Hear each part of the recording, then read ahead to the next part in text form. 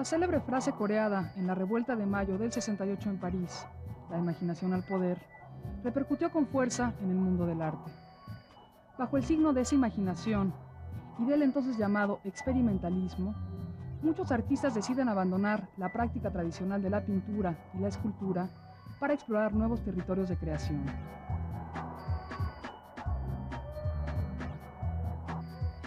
Implica justamente un desmonte del concepto de monumento y de escultura y propone otro tipo de prácticas inspiradas por toda una serie de intervenciones, experimentos que parten del arte, pero discuten o analizan o tratan de desmontar los fundamentos del arte.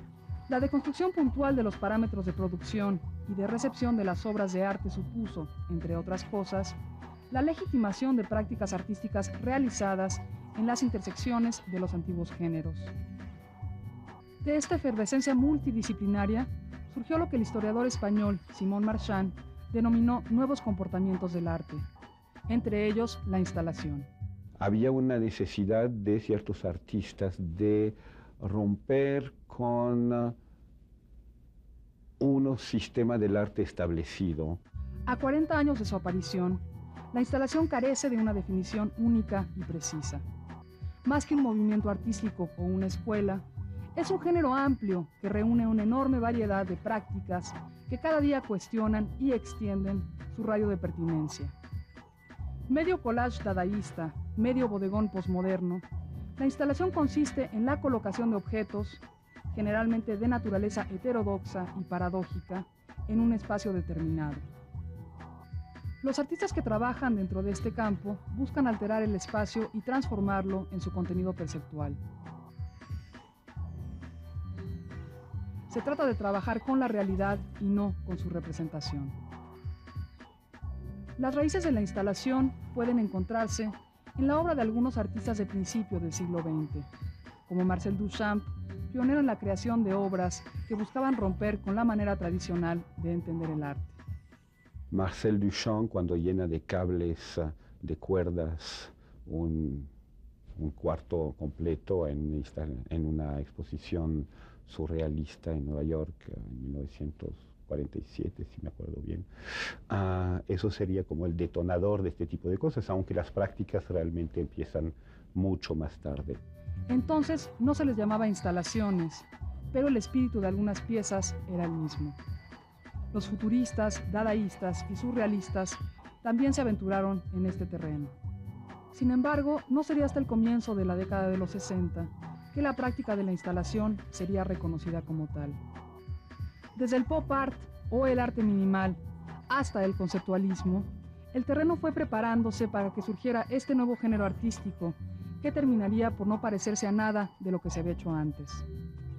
Ante la sobriedad descarnada de las obras de Joseph Beuys y a la sorpresa de encontrarse con seres humanos expuestos en una galería, como hizo Peter Greenaway, seguirían infinidad de propuestas que hasta el día de hoy han hecho de la que en su origen fuera una opción marginal el epicentro de la actividad institucional. En México, quizás una de las primeras artistas dedicadas a la instalación fue Helen Escobedo, que participó en el Salón Independiente en 1968, al lado de otros creadores como Arnaldo Cohen, Vicente Rojo, Gilberto Aceves Navarro, Roger von Gunten, Sebastián y Marta Palau, luego de que rechazaran participar en un proyecto oficial propuesto en el marco de la Olimpiada. Nace a raíz del descontento de lo que estaba sucediendo en el 68, el descontento general con Bellas Artes. El Instituto Nacional había propuesto una enorme exposición solar, se llamaba, y la mayoría de nosotros sacamos la obra y formamos lo que fue el primer Salón Independiente. Nos fuimos a San Ángel y colocamos ahí nuestras obras.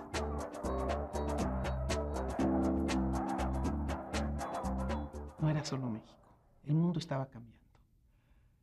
Y eso lo absorbe uno, esto te entra por ósmosis y eso lo sacas. Entonces empezar a buscar exposiciones que despertaban más sentidos que el sentido visual, en donde te volvías como peripatético, tenías que ir dando vueltas siempre en círculos más grandes para tratar de entender lo que estabas viendo, en vez de frontalmente. y fue lo que me apasionó. Helen Escobedo encontró en la instalación un medio que le permitía establecer una relación distinta con el espectador a la que le ofrecía la escultura. Nunca puedo aceptar una exposición y realizarla aquí en mi taller sin ir, escoger los sitios, hablar con el público, ver las colecciones o ver los tiraderos. Y esa es mi cosa permanente. Eso es lo que me da, digamos, de comer, para poder regurgitar lo que vi, lo que sentí, lo que escuché, lo que olí y lo que me contaron. Postulando que le interesaba y aún le interesa más el público que la obra, Escobedo realizó entonces los muros dinámicos, una serie de paneles policromados de 2 y 3 metros. Estaba uno que era el muro, la obra y el artista. Otro que era una pareja, un muro y era un terminal de autobús, me acuerdo. O sea que los muros ubicaban a los personajes que tenía yo y todo estaba en bronce. Los personajes dejaron de interesarme, lo que me interesaron fueron los muros.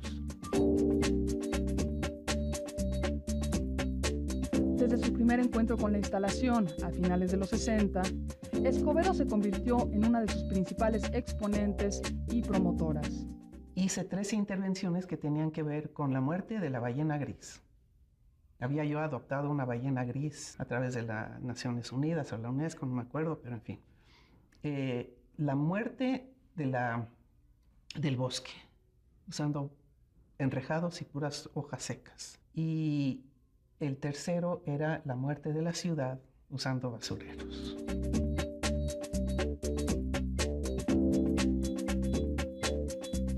Escobedo realiza instalaciones ad hoc. Trabaja a partir del contexto, las problemáticas y las temáticas específicas del sitio en el que se presentará la obra, y siempre empleando materiales de la localidad e intentando acercarse a nuevos públicos. Que a veces daba yo al mismo tiempo talleres, porque yo necesitaba ayuda. Entonces proponía yo dar un taller de instalación para que me ayudaran los chicos y las chicas a recoger el material que yo desconocía, porque no era yo de ahí, que me explicaran la historia del sitio, porque tampoco lo conocía yo. Recientemente me han preocupado mucho las sombras. En una exposición que hice con Marta Palau en la Galería Arte Idea, agarré 20 impermeables de estos baratos, transparentes. Hice unos personajes que eran los impermeables vacíos sobre unas estructuras muy ligeras que echaban su sombra sobre el piso. Otro de los pioneros de la instalación en México es Carlos Aguirre, perteneciente a la llamada generación de los grupos, que experimentó no solo en el terreno de la instalación, sino también con otros medios como la acción. Queríamos de alguna manera cuestionar lo que en ese tiempo se privilegiaba, que era el trabajo individual. Entonces creíamos que había la posibilidad de hacer un trabajo de grupo, un trabajo en donde cada uno pudiera proponer las ideas y de alguna forma surgiera una idea distinta.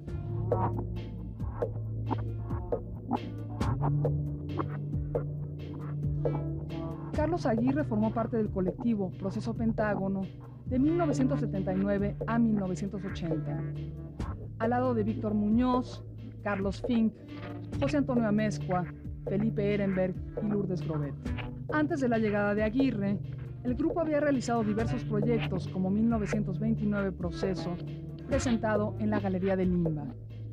Las consignas políticas eran que de alguna forma todos en general éramos bastante anti-yanquis, y por otro lado también pues estábamos viviendo un momento muy interesante en nuestra historia. Era la época en que el gobierno estaba desapareciendo a muchísimos militantes, entonces había un interés como de denunciar ese tipo de problemas.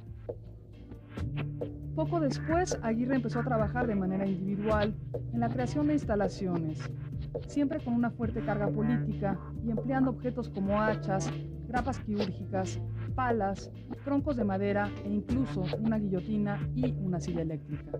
Yo empecé a trabajar con la instalación en un momento dado que hice yo un corte Yo cada X tiempo hago un corte y cambio, trato de hacer el mayor cambio posible, en el cual eso significa concepto, lenguaje, técnicas, materiales, hacer un cambio fuerte. Para la obra Los Tres Poderes de 1995, Aguirre empleó tiras metálicas fijadas al techo y lanzas. La otra obra, que se llama Tres Poderes, tenía que ver, es de 1994, hace 11 años, tenía que ver con una cosa que a mí me parece muy divertida, que es lo que significa en México estar bajo los poderes. En realidad son unas lanzas que están en un equilibrio mínimo y funcionan, es una especie como de espada de Damocles. Para Estado de Derecho de 1997, eligió trabajar con una silla eléctrica. Esa pieza que creo que se llama Estado de Derecho, que es un concepto que ahora se ha mencionado muchísimo, se ha mentado muchísimo, y que en el fondo lo único que hace es, era un patíbulo lo que yo estaba armando. Y esa pieza que creo que hice como en 97, de alguna manera puede ser ahorita actual. Aunque la obra de Aguirre ha cambiado dramáticamente en años recientes, sigue abordando temas políticos.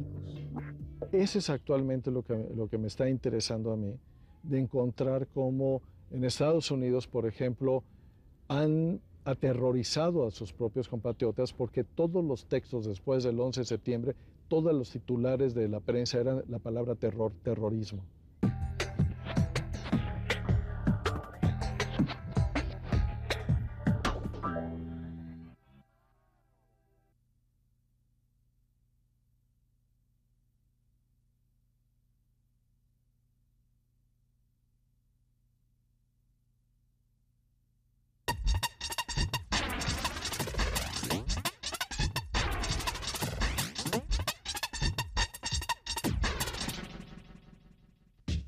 Diego Toledo perteneció a La Quiñonera, un espacio alternativo de la Ciudad de México que se estableció en 1988 en el estudio de los hermanos Néstor y Héctor Quiñones. No era tanto la instalación, sino era una actitud de romper un poco con la idea de la pintura como estaba concebida en esos años, ¿no? El espacio de La Quiñonera, como planteé en un principio, pues era una casa que no había que tenerle mucho respeto como espacio. Entonces, eso dio mucho pie a de que pudieras como expanderte en tu trabajo de usar piso, techo, ventanas, paredes.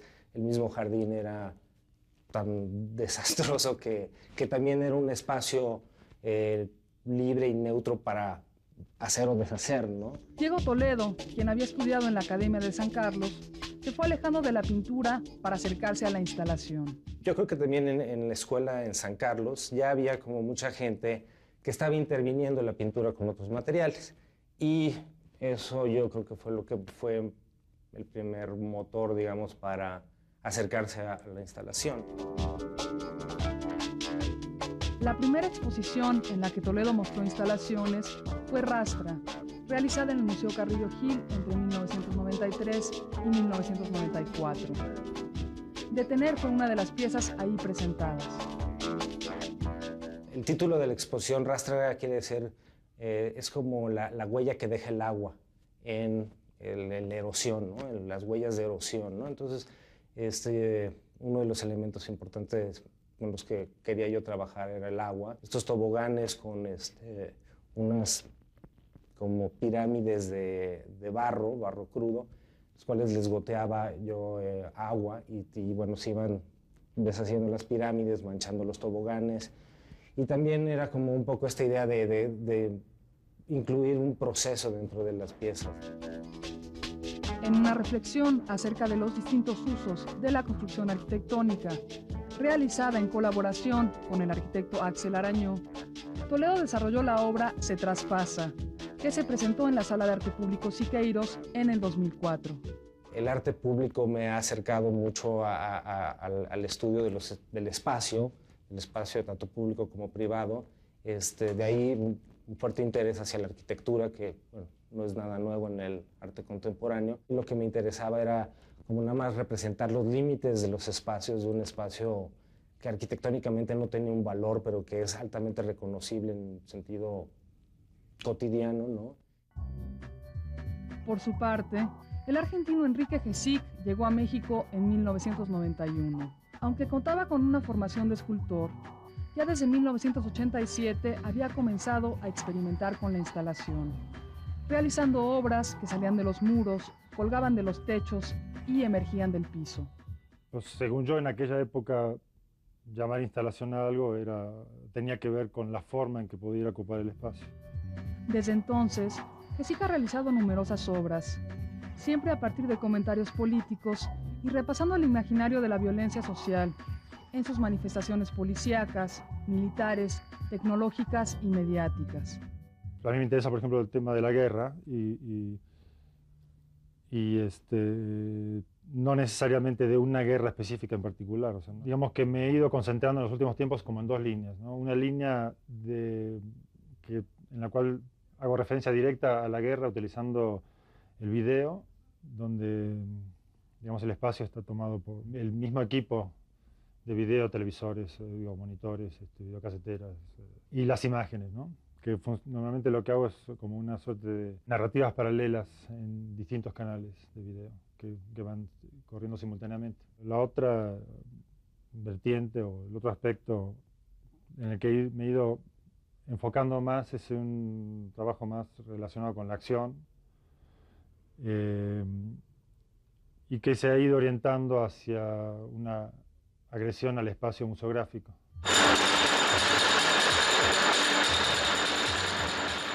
Bueno, en el caso de Esgrima, hice una especie de enfrentamiento entre dos máquinas. Son unas máquinas muy comunes en la industria de la construcción. Y digamos que es parte de una serie de ideas en las cuales empecé a utilizar maquinaria pesada de construcción. A mí me interesa particularmente este tipo de maquinaria porque es paradójica en el sentido de que es maquinaria de construcción para construir, pero ese tipo de máquinas tienen como función primera destruir. Colocadas una frente a la otra, de manera que cuando están estáticas funciona como una instalación de dos objetos en el espacio.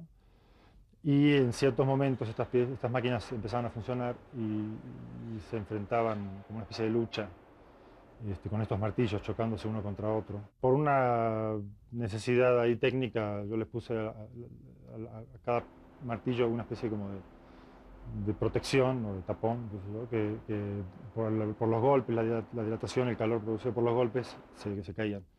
Y entonces eso generó una dinámica de vencedor y vencido.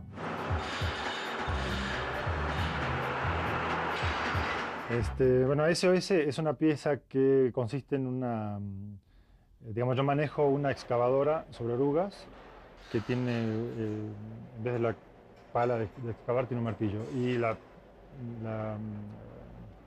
meto a la sala de exposición y, digamos, descriptivamente, ¿no? La pongo en el centro de la sala y empiezo a trazar un círculo perforando el piso. Digamos que la idea era, por un lado, esta intromisión bastante destructiva en el espacio de exhibición y, por otro lado, intentaba traducir el código de pedido de ayuda del código Morse, que es el SOS, en puntos y rayas en el código Morse, trataba de traducirlo al funcionamiento de la máquina. Y después quedó esa huella de lo que había sucedido.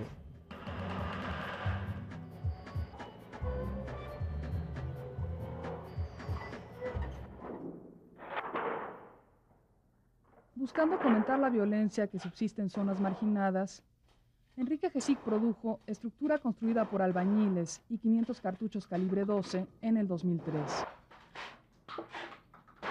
Digamos que es la segunda de una serie de piezas que he hecho utilizando armas.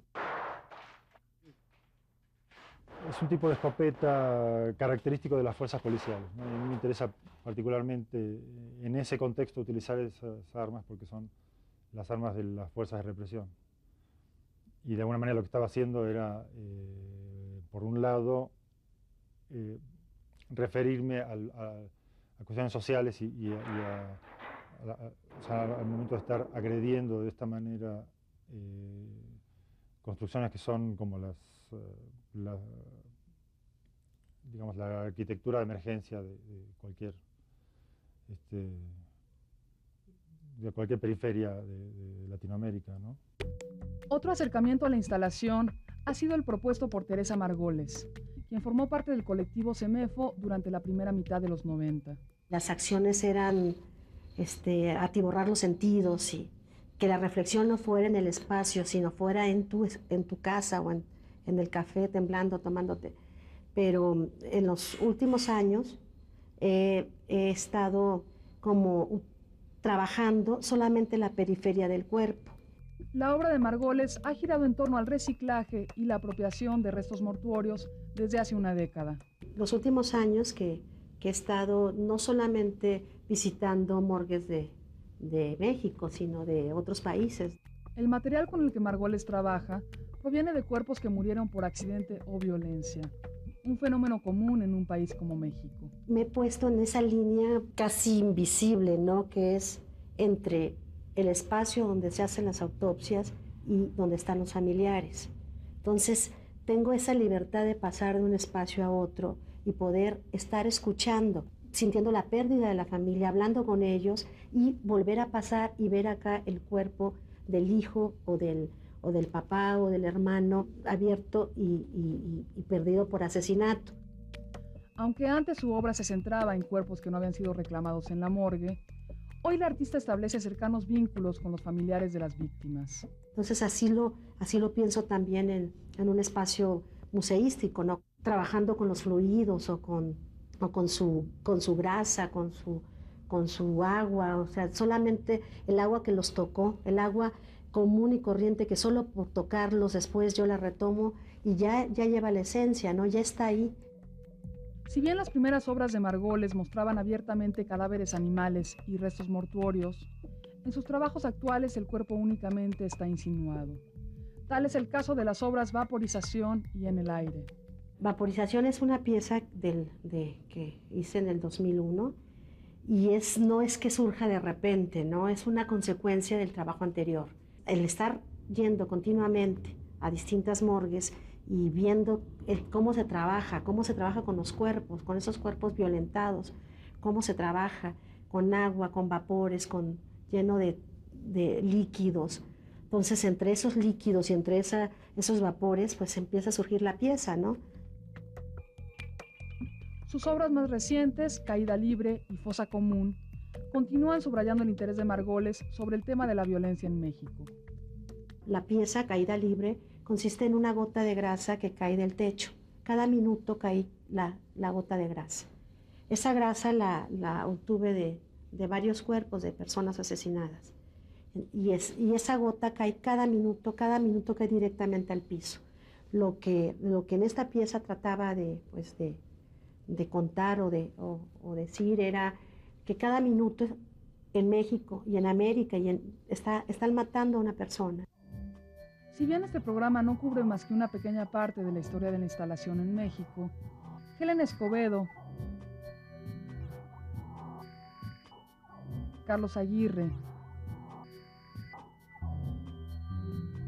Diego Toledo, Enrique Gesick y Teresa Margoles son importantes personajes dentro de esta. Actualmente, muchos otros artistas mexicanos trabajan en este vasto terreno que ya cuenta con marcadas vertientes y tendencias. Hoy, la instalación ya se ha convertido en un importante recurso en el arte contemporáneo. Los espacios en los que se presenta son tan diversos como las propuestas mismas.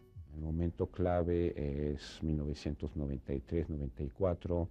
Estoy hablando muy concretamente de la gestión de Silvia Pandolfi en el Museo Carrillo Gil, que es el primero en este país que realmente se lanza de lleno a este tipo de trabajo, de interpretaciones, de dejar que se toquen sus espacios museográficos. La instalación ya ocupa un importante lugar tanto en los espacios alternativos o independientes como en los museos, las galerías y las grandes ferias de arte.